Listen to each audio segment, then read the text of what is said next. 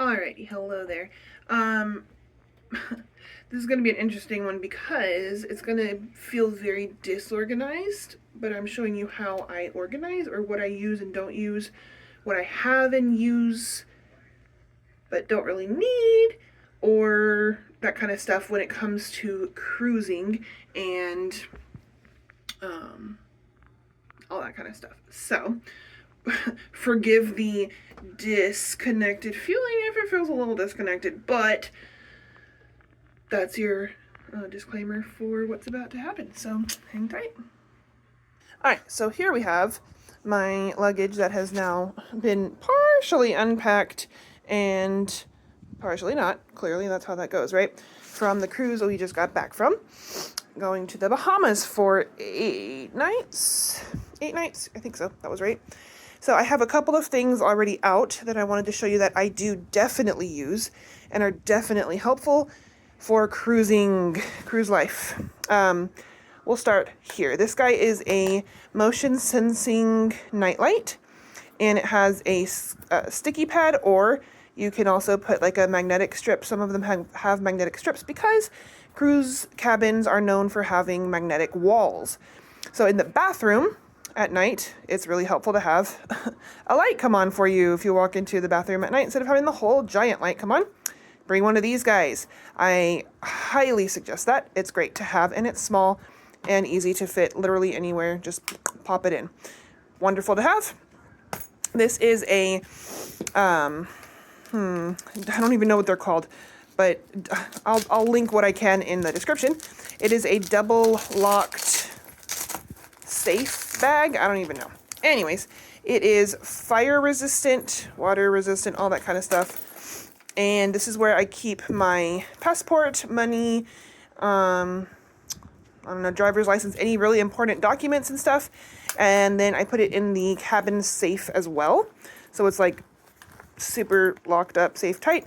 You create a pin or like a lock code here, and these move. And then you put in whatever your code is.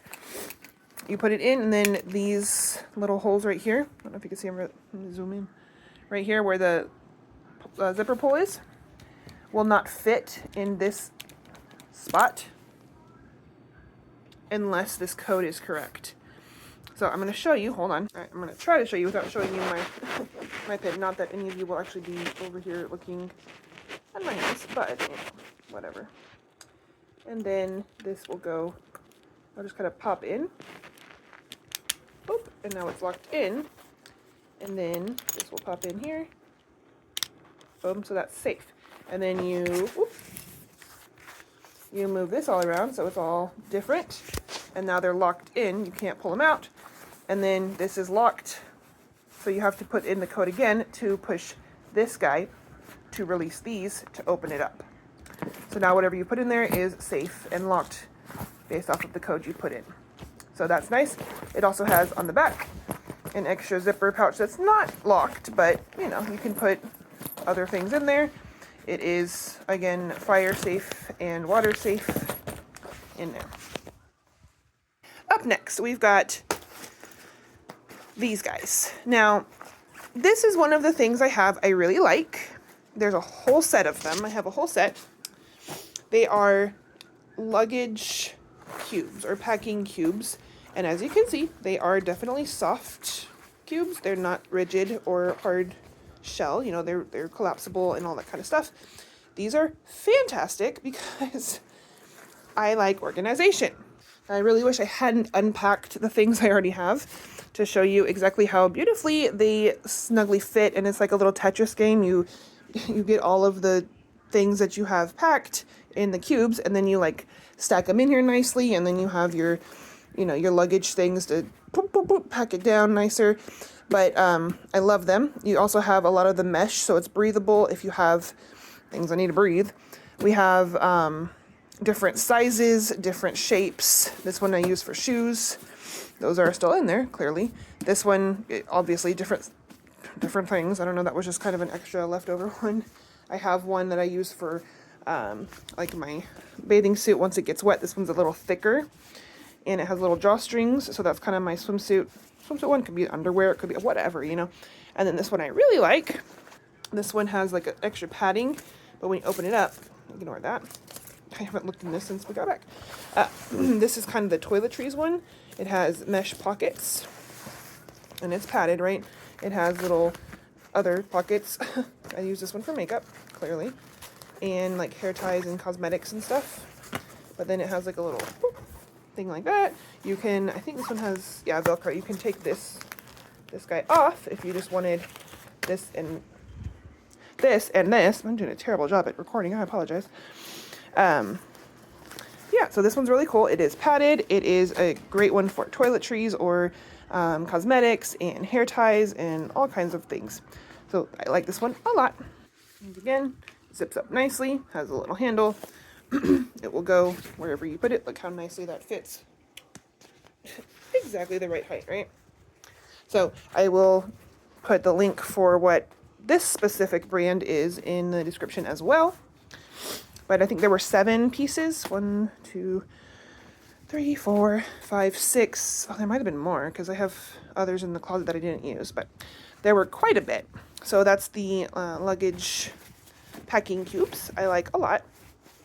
Oh, here's another one. It's a smaller one. 7. Yeah, there were more. And I'll show you, if you don't have those and you just kind of put things willy-nilly, they get tossed around, right? And it's just, I don't like it. Here's another example of not using those. It just, right? Now, I also use a lot of plastic bags with zippers, right? So, for example, this is my, well, I'll show you in a minute. I'll explain in a minute, but the zipper plastic bag situation. We also have toiletries, heavy duty plastic, right? Just in case it spills, you don't want it to get all over everything else. And lots and lots of labeling, just in case you forgot what you put in it. What else? Okay, so I guess that was kind of it for that. So what I was going to tell you about this one specific, right? The bag that is just a normal bag with a nice zipper. It's kind of heavier duty, but this is my kind of cleaning kit, because as great as cruise lines are and they look all clean and everything, it's always a good idea to bring your own kind of cleaning supplies and just give a nice wet wipe or Clorox wipe or something, wipe down of all the surfaces that everybody touches all the time, doorknobs, handles, toilet flusher things, countertops, light switches, all that kind of stuff, the TV remotes, all that. Just give it a wipe down when you get into the room for the first time. Have these on hand in case you spill something and you just need to clean it up right then instead of waiting on your cabin steward, and, you know, do your part. Always have some shout wipes just in case, again. The gloves are just an in-case situation, obviously. But yeah, I always like to pack that. And if I don't use it this time, it's packed already for next time. This is the other thing that I have adopted and, I guess, really modified to fit my personal needs and desires. This is my little traveling pharmacy. So it is just like one of those kind of button containers, or if you're a seamstress, like a sewing kit. I don't even know. But I have a label maker and I love it. And so I figured out what was the most common, or what were the most common things that I suffer from just on a daily basis, or not, that's terrible. This is not what I suffer from on a daily basis, but like what could I suffer from, you know, in the history of my life and the people that I travel with as well, you know. And so I was like, okay, well, Advil, Tylenol, definitely. You're going to be walking a lot. You're going to be imbibing possibly, and you might need some headache help. You definitely will want something for motion sickness because you're on a ship. We got some Dramamine. Do the less drowsy. Good idea. We also had, and I took them out obviously, but the C-bands, which you wear on your wrist. I swear by them. They're great. If you have a prescription, a doctor that'll help you. The meclizine patches for behind your neck. Great. Behind your neck. That's not right. Behind your ear. Nausea, migraine, cough drops, Benadryl. You never know, wherever you're going, you might have an allergic reaction to something, you know. Imodium, never know what you eat on a cruise ship, might cause some tummy issues. We've got Band-Aids, alcohol pads, eye drops, just plain old saline gas. I mean, just kind of the run-of-the-mill stuff. Dizziness, meclizine is a prescription, but, you know, just the stuff that you know you might personally have an issue with, or the people you're traveling with as well. And it's nice because it's got these little clasps down here. Boop.